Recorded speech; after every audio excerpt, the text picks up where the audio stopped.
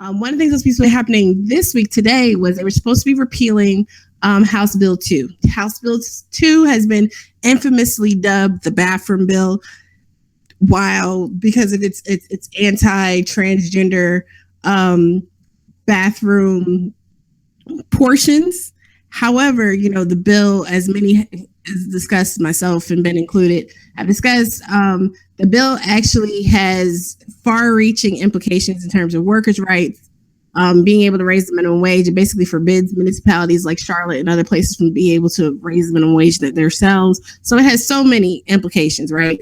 Not the least of which is this discriminatory provision. So part of it was that there was an agreement, right? Like Charlotte would repeal portions of its own ordinance, non-discrimination ordinance, and in turn, the state legislature would repeal the bill. So what ends up happening is something really funky happens, right? There's a bait and switch. So Charlotte goes ahead and does its part. The state does not. What actually gets proposed is a 6-month cooling off period, which basically would mean that HB2 would stay in effect for an extra 6 months until people kind of had a chance to think about it and figure out what to do next. Absolute BS. So that was today, and we'll see what happens going forward with this. But I really think, and I stress the anti-worker provisions, not to minimize in the least a bit, right? Like the anti-transgender portions of the bill, the discriminatory portions of the bill are atrocious. They are abhorrent. But we don't want to see a bill that comes back without those provisions in it that still has the anti-labor, anti-worker provisions in it. Because one, it affects, of course, working class people everywhere in the state of North Carolina, but it will disproportionately impact, underrepresented communities, including, transgender individuals that, advocates are trying to protect in the first place, right? So we just need to be really clear. For people really need to read these bills and stop jumping on like the popular phrasing of why something is bad, and really look at what's going on in them as we're doing our advocacy work around them. Because we don't, like I said, we don't want to see a bill that comes back, okay, yay, we got rid of the one portion that's really bad, but it still has all this other crap in it. A similar bill, in terms of the anti-worker provisions, was actually just signed into law in Ohio. Ohio, home of that great Republican John Kasich, Mr. Moderate himself. Oh, you people get on my nerves with that. Moderate. Reasonable. He was so reasonable, right? Kasich, actually, his office he just quietly signed into law a provision that bans, similar to the North Carolina bill, it bans municipalities from raising their minimum wage above the state minimum wage. So basically, this is to counteract Fight for 15 movement.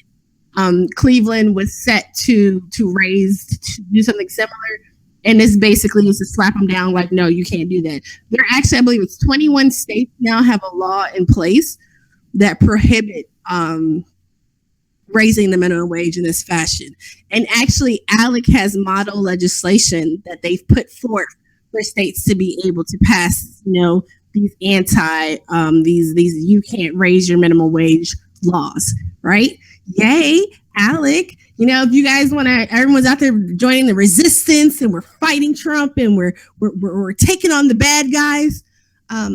Looking at the different the legislation that's being proposed at the state and local level is a really good place to start. We've already had the grip of ALEC, deeply embedded in our communities, in our state houses for decades at this point. And there are things that are sliding on the radar. If any of you have watched the documentary 13, you've seen we're in a discussion they have about ALEC, putting forth legislation for standing ground and other stuff, and these different, for different people, and people will actually turn in, because this is how stupid some of our elected officials are. They'll actually turn in stuff that has the ALEC stamp or heading on it. Or it'll be word for word, but they may have missed an ALEC someplace, taken out of it instead of putting in their state. So, we really do need to have that local level advocacy and agency involved in making sure that what is actually getting passed is representative of our communities and the people, and not just some, powerful Illuminati type conglomerate like ALEC. or some other grouping, right? So those are just two things that I saw today that were happening, because there is all this conversation about resistance and what does it mean to be in Trump's America. I mean, some of what we're calling Trump's America is just America and has been existing for quite some time now. But we've been too busy nitpicking, with each other to actually notice the bigger field. Republicans have been able to do a lot of things. They've been able to pass a lot of things because a lot of us are distracted with living life. And we got to find a way to take time, even though we're living life, even though we're raising kids and working really hard and working multiple jobs, that we can still add value and still speak out where we can in our communities.